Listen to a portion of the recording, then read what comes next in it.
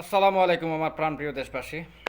কারণ আজকে যে বিষয়টা নিয়ে মারতাম সেইরাম, আজকে তো বর্ডারে পুশ ইন পুশ ব্যাক বিএসএফে সাইরা মানে তার দেশের নাগরিকরে বাঙালি কইয়া বাঙালি মুসলমান কইয়া বাংলাদেশও অবৈধভাবে পুশব্যাক করাইতো স্যার।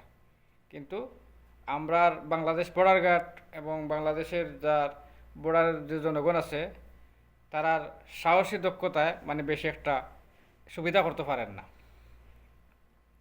ও যে ভারতে ওই যে শুভেন্দু অধিকারী, এটা মানুষ কয় শুভেন্দু অধিকারী, আমি কই শয়তানি অধিকারী আর কি নাম, এ যে কাম করে রাখে, এ যে জিনিসটা করাইতো স্যার, একটা দুই দেশের ভিতরে একটা মাইল লাগাইতো স্যার।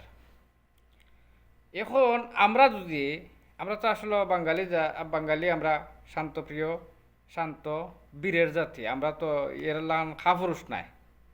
এখন আমরা যদি হই ভারত থাকিতে ইন্দো হলাইছুন বাংলাদেশও, এরারে আমরা রাখতাম নাই বাংলাদেশও, আমরা ইন্ডিয়াত পাঠাই দিম, তখন কিন্তু এই অবস্থাটা। কিন্তু আমরা এইগুলো তো করতাম না। একটা উদাহরণ দিলাম, এখন যদি আমরা কই ইন্ডিয়া হলে আমরা রাখতাম নাই, ভারত থেকে ইন্ডিয়া হলাইছে আমরা বাংলাদেশ আমরা রাখতাম নাই, তখন অবস্থাটা কিন্তু হইব। এই যে শুভেন্দু অধিকারী হে নিজে স্বীকার করছে যে তার বাড়ি আছিল বরিশাল, তার মার বাড়ি বরিশাল আছিল। এখন হে তো হিসাব করলে হে হয়েছে অরিজিনালি বাঙালি, তো এরে ফাটাই দেও, অন্য মানুষ না ফাটাইয়া তোমরা এরে ফাটাই দেও, ও শুভেন্দু অধিকারীরে ফাটাই দেও বাংলাদেশ।